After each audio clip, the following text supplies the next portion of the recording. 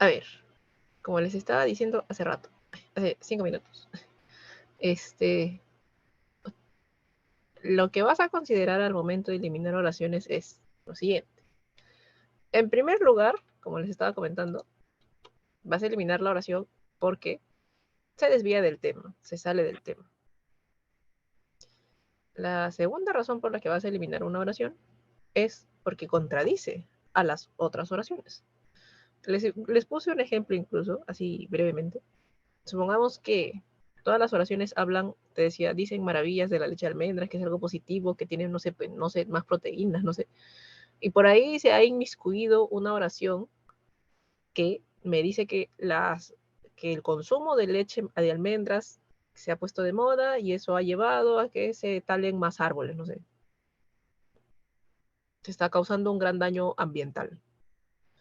Pues yo me voy a ver en la obligación de eliminar esa oración que dice cosas malas sobre la leche de almendras. ¿Por qué? Porque toda la línea de pensamiento de mis otras oraciones decía algo positivo.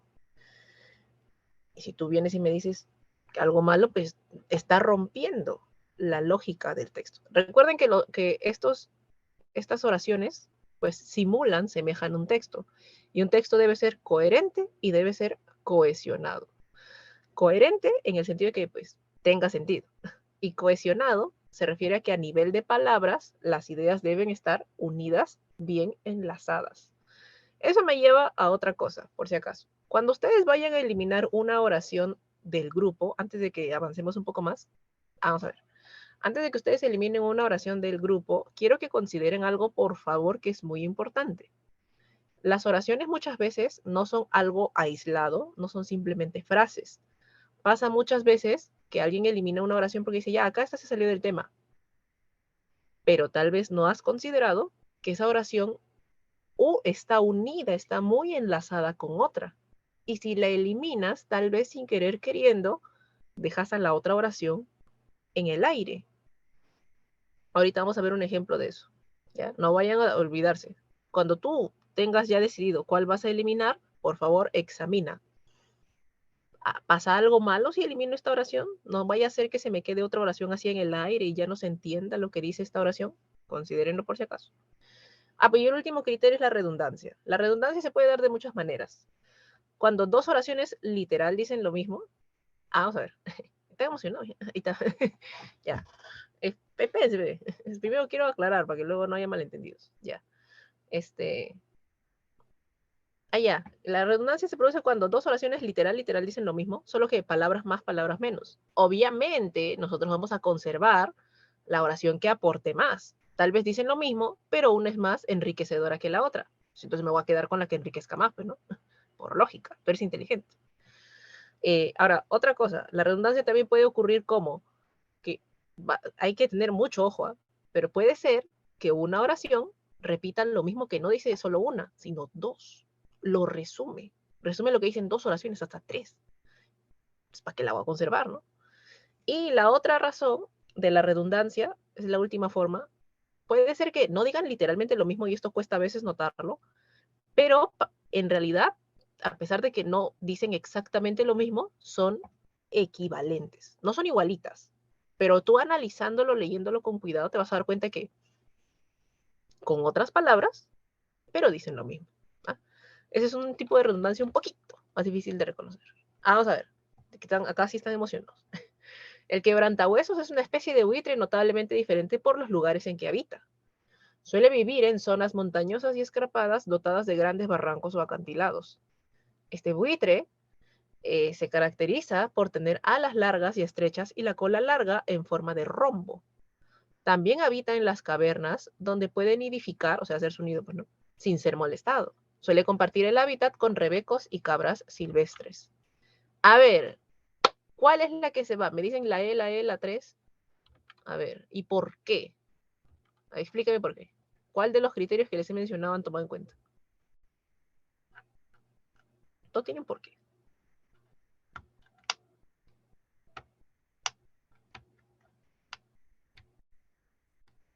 ¿No es la oración número 4? A ver, ¿por qué?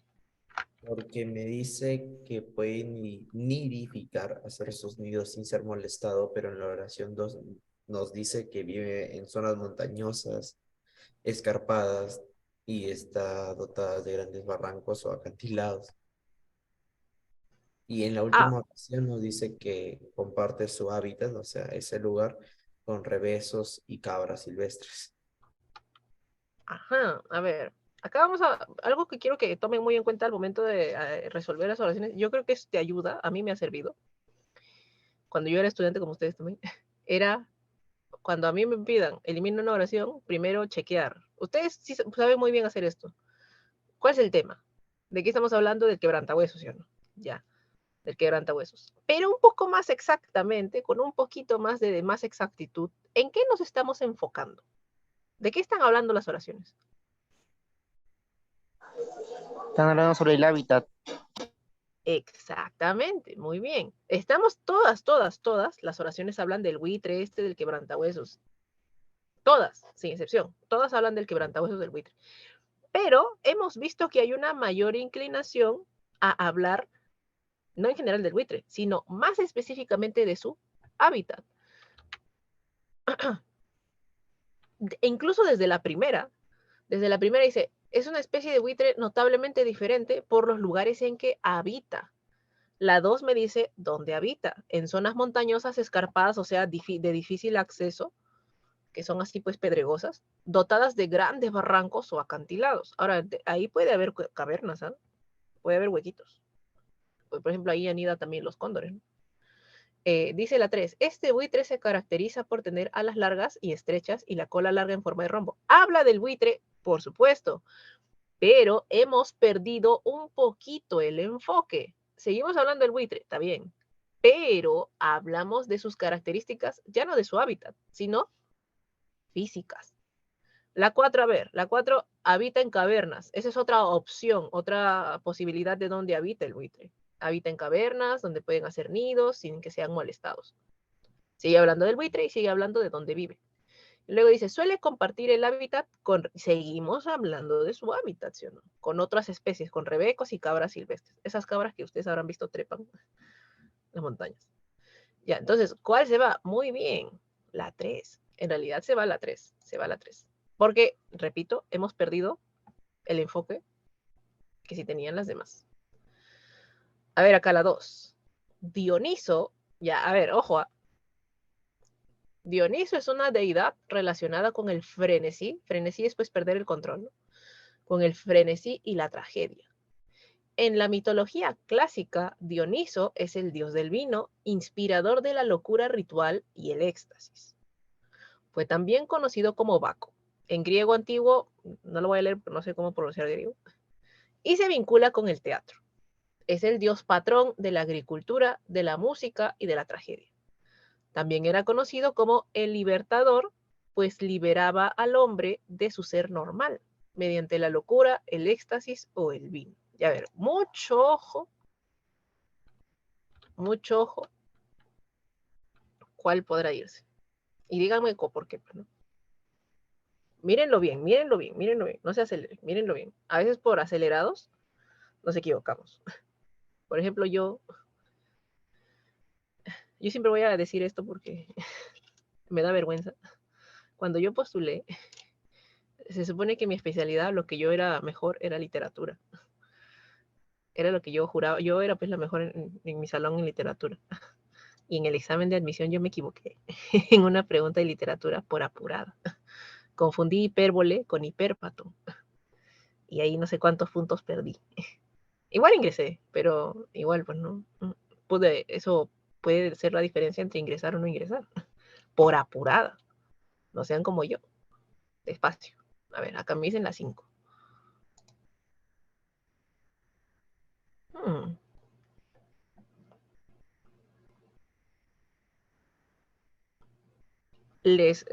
Así como un paréntesis, les recuerdo que si vamos a eliminar una, porque dice lo mismo que la otra, o sea, repite la información, vamos a conservar aquella que aporte más. O sea, si por ejemplo yo te digo,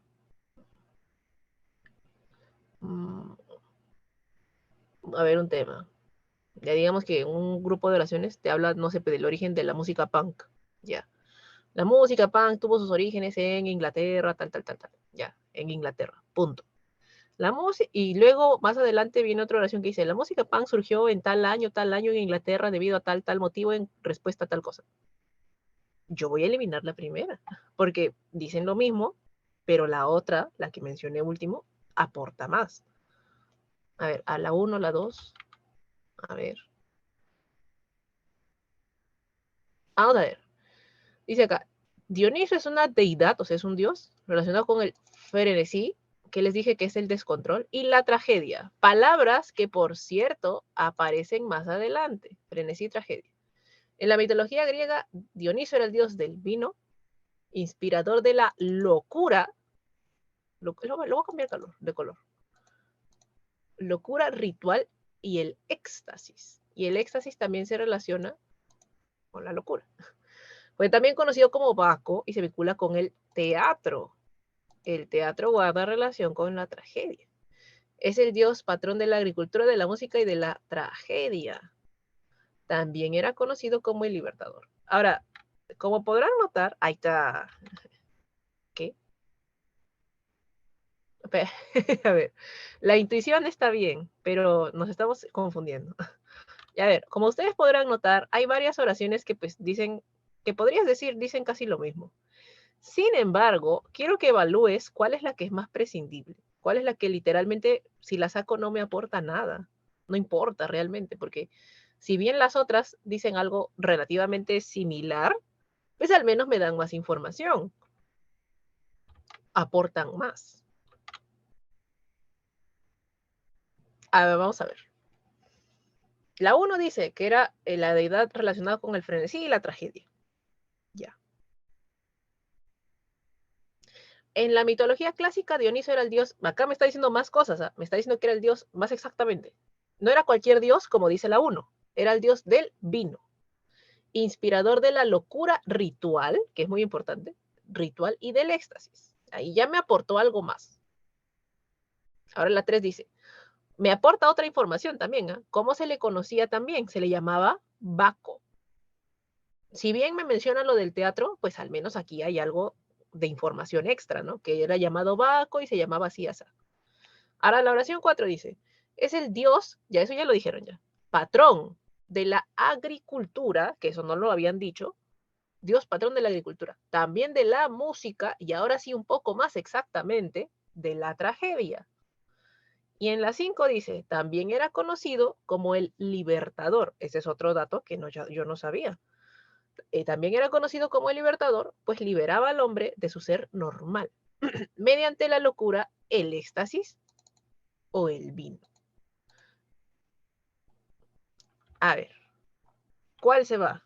¿Cuál es la que literal no me aporta absolutamente nada? No me dice nada. Nada, nada, nada nuevo. Nada que no esté en otras oraciones ya. Nada que yo pueda encontrar en otras oraciones. A ver, mírenlo bien.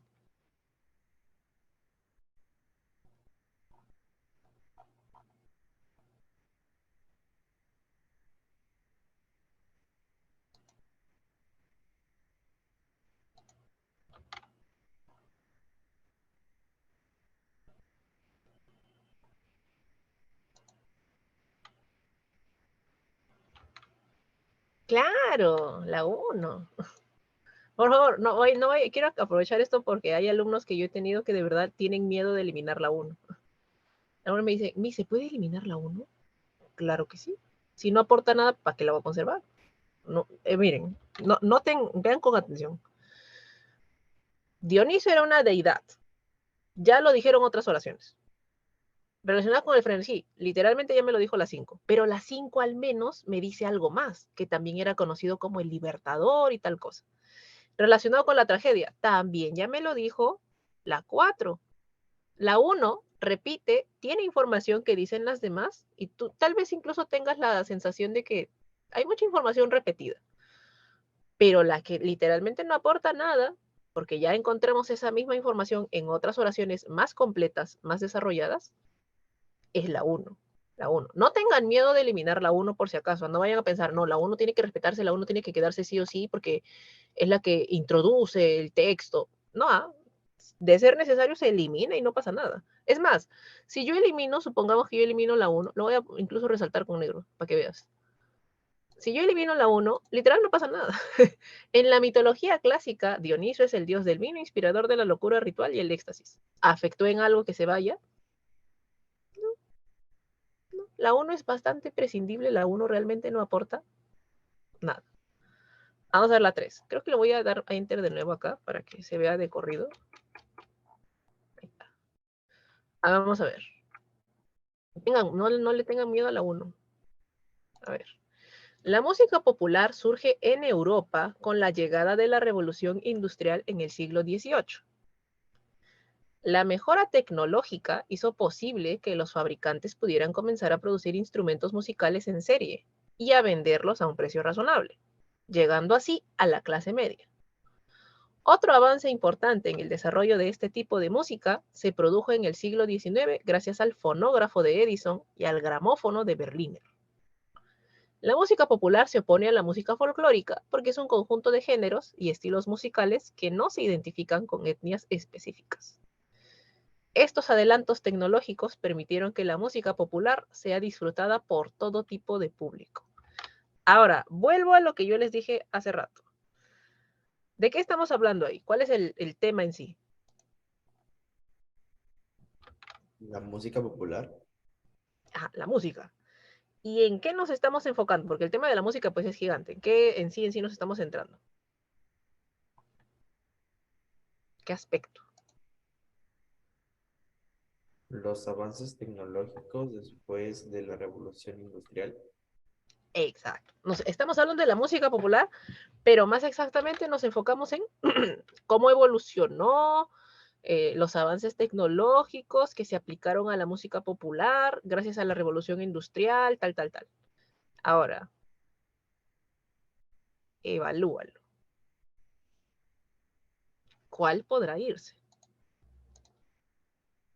A ver, la 2. A ver, la 2 dice, la mejora tecnológica hizo posible que los fabricantes pudieran comenzar a producir instrumentos musicales en serie y a venderlos a un precio razonable, llegando así a la clase media.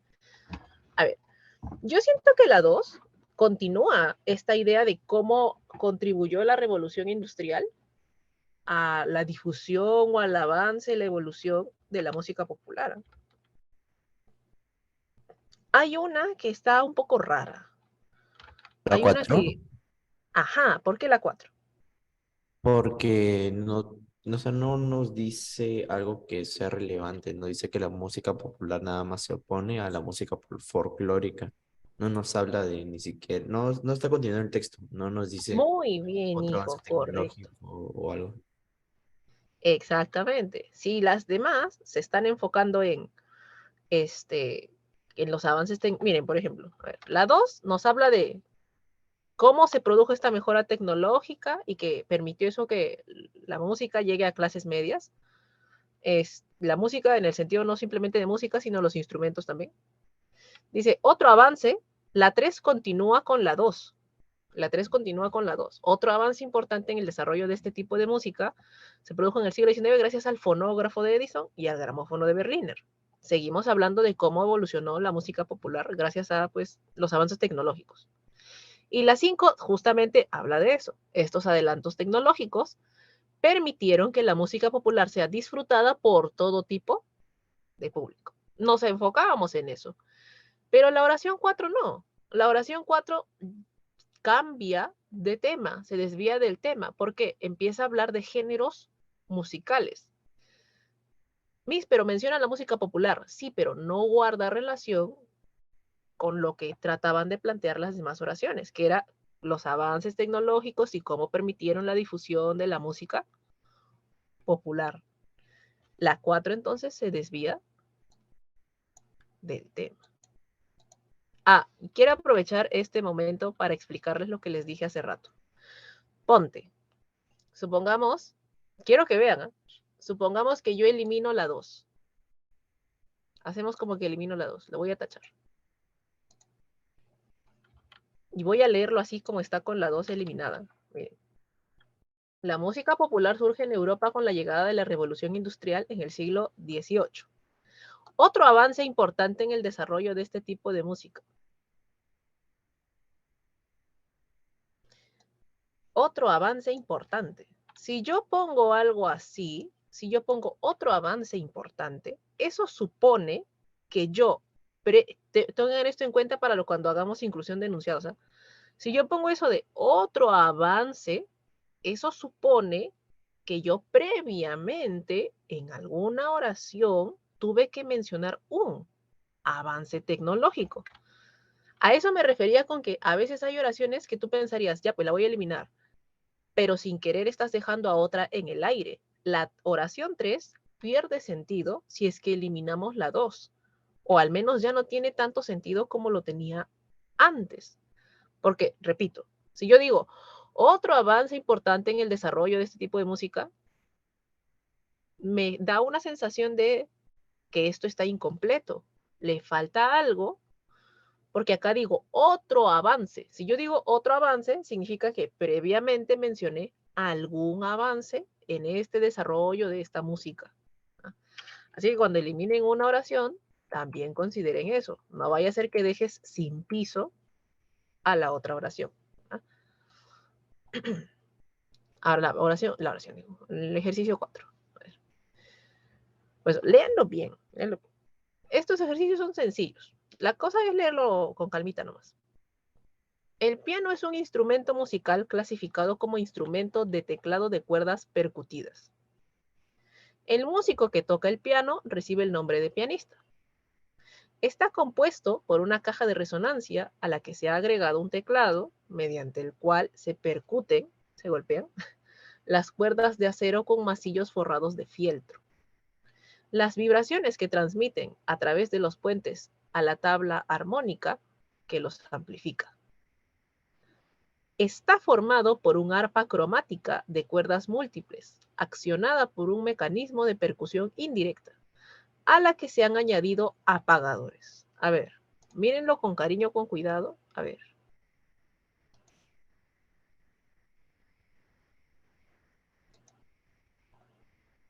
Pero véanlo bien, ¿eh?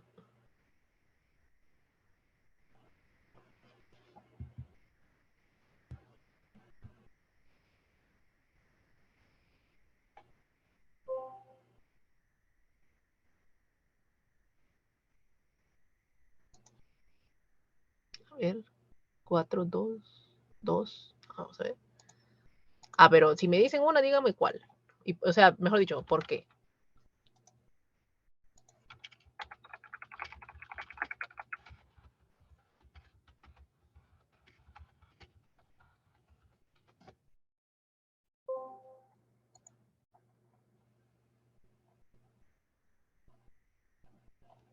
Ajá, 2, 2. Ya, a ver, ¿por qué? Porque el texto nos habla de el piano y cómo funciona y de qué está compuesto, y en la 2 nos dicen que el que lo toca se llama pianista. Claro, te pregunto, ¿la 2 aporta algo? ¿La 2 ayuda en algo? ¿Me dice algo? No. No, y aparte, o sea, miren, las demás, yo sé que, miren, no se asusten ya, porque a veces hacen eso, los exámenes de admisión. A veces te van a meter así, va a haber textos que tú te digas, ay, no, Dios, ¿qué es esto? ¿De qué está hablando? Porque yo, particularmente, yo no sé cómo funciona el piano. Me gusta el piano, sí, pero yo no sé cómo funciona. Yo no sé qué características tiene, cómo está compuesto, de qué está, yo no sé. Pero aún así, o sea, tú vas leyendo y te das cuenta, acá está hablando de qué compone el piano, de qué está hecho. Ese es el enfoque que maneja este texto chiquitito.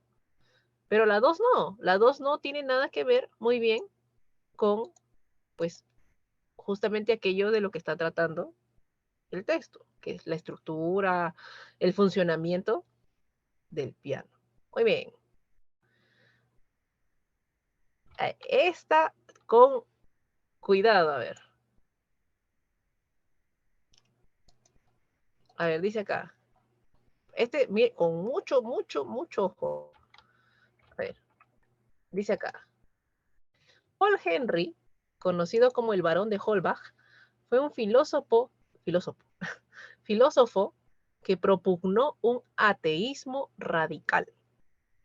El principal trabajo de su obra filosófica se intitula lo voy a poner en cursivo, Sistema de la Naturaleza.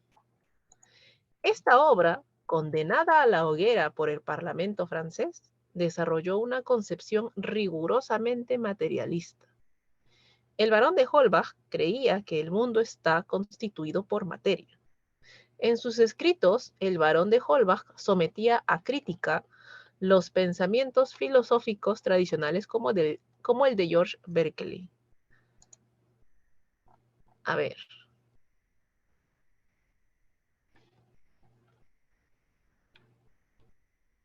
Sería la 4, Ajá, ¿por qué?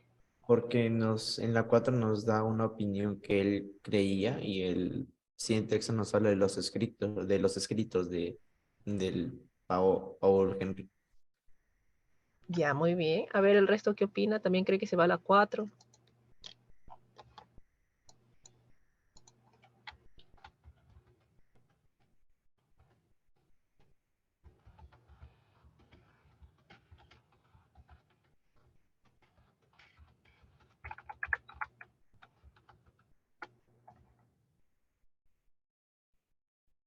Ustedes no tengan miedo, ustedes participen nomás, más bien aprovechen acá para preguntar, para eso estoy.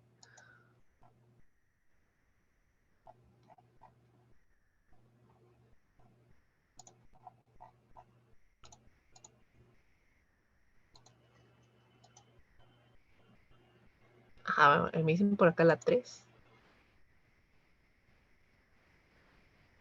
Ah, quiero aprovechar el momento para decirles algo. A ver, ¿se acuerdan que les estaba diciendo que a veces si uno elimina una oración, pues otra se queda sin piso? Ya. Miren, por ejemplo acá, ahora a propósito de lo que dice su compañero, cuando dice esta obra, supongamos, obra, esta obra. Cuando dice esta obra, ¿a quién se refiere? A la obra filosófica que se titula Sistema de la Naturaleza.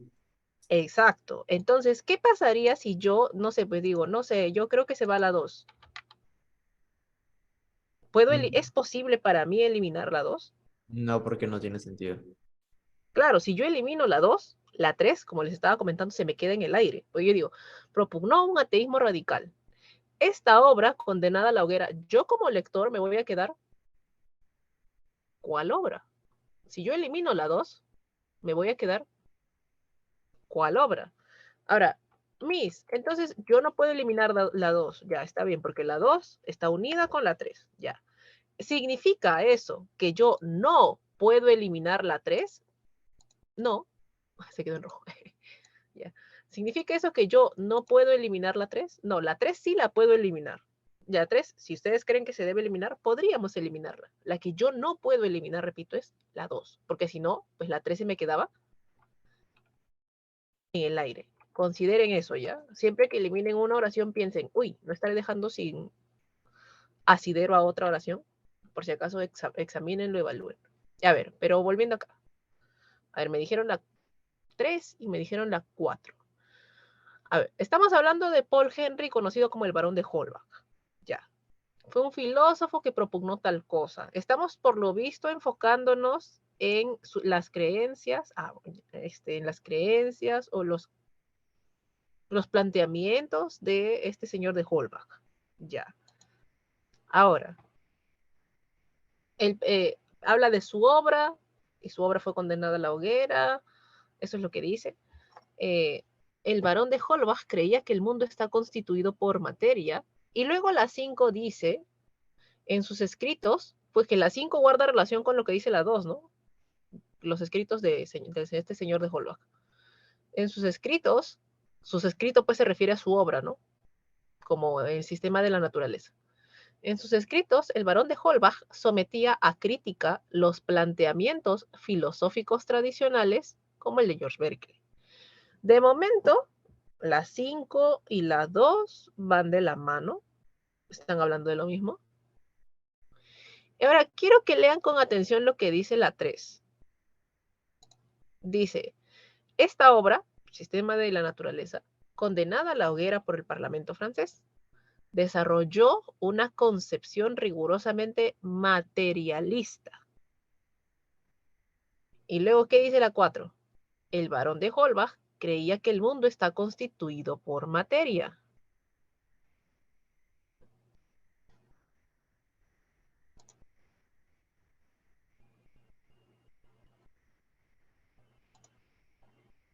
A ver, miren. A ver, ¿cuál es la respuesta?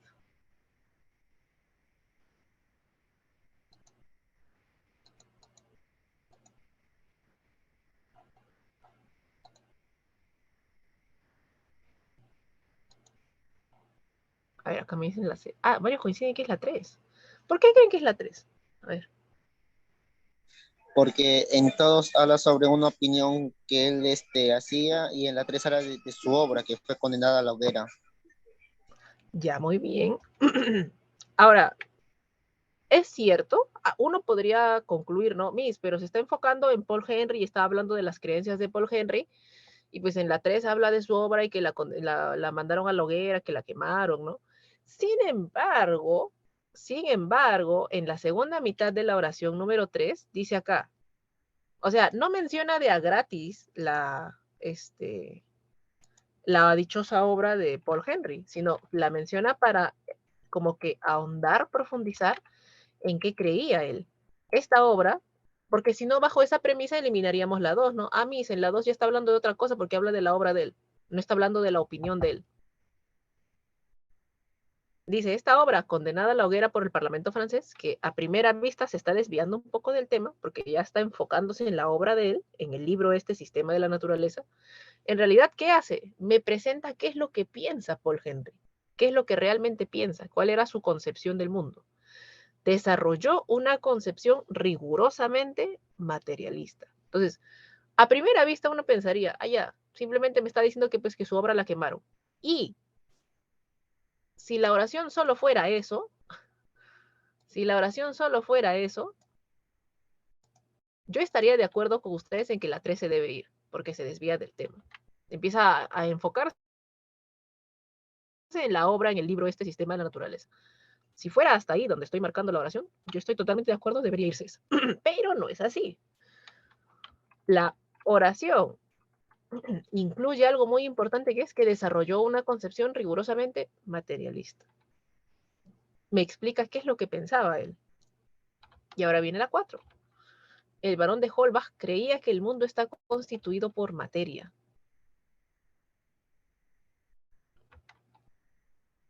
Creía que el mundo está constituido por materia.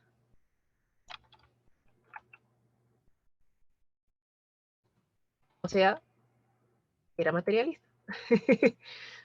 Era materialista. Es lo mismo. No parece, pero es lo mismo. La 4 me dice lo mismo que ya me dijo la 3. Solo que la 3 está mucho más completa, o me da más información, me aporta un poco más, porque la 3 me dice qué pasó con su libro Sistema de la Naturaleza, que lo condenaron a la hoguera, que fue el Parlamento francés. La 3 y la 4 tienen la misma información, solo que la 3 me aporta más información en comparación con la 4. Por eso es que vamos a eliminar la 4. Vamos a eliminar la 4. Y a ver, ya antes de que nos gane la hora. A ver, este está fácil.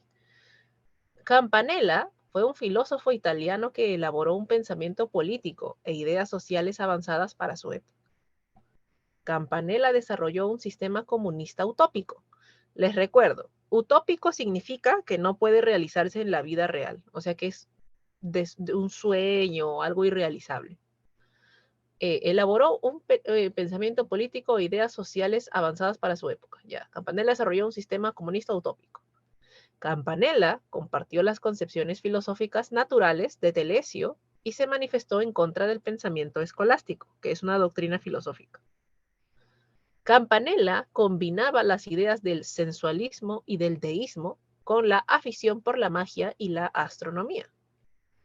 En 1602 escribió su Utopía, La Ciudad del Sol, así se llama el libro, La Ciudad del Sol, acerca de una sociedad comunista ideal en la que el poder estaba en manos de hombres sabios y sacerdotes. A ver, antes de que nos den la hora, ¿cuál creen que es la respuesta?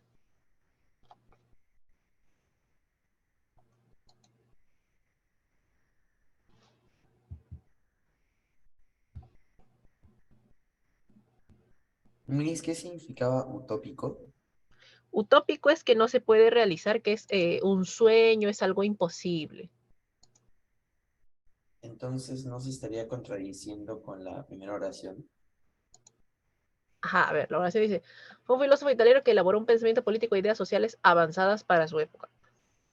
Bueno, que sean avanzadas no significa o no niega que puedan ser utópicas, ¿ah? Por ejemplo, yo tengo mis ideales y tal vez en este contexto son irrealizables, son imposibles, son utópicas, pero quién sabe si más adelante sí lo sean.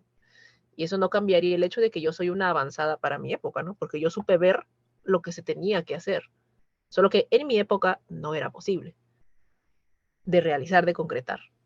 Una cosa no niega la otra. Mírenlo bien.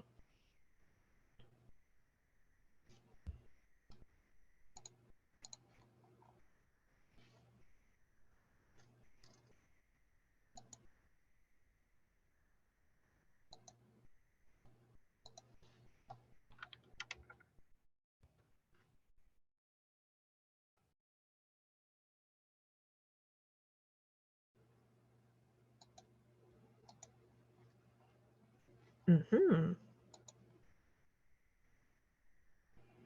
A ver, vamos a pausarnos un ratito acá y volvemos con la respuesta al misterio de cuál es la que se va a eliminar. A ver, venimos en un ratito. 4 y 24. Ah, tenemos un minuto.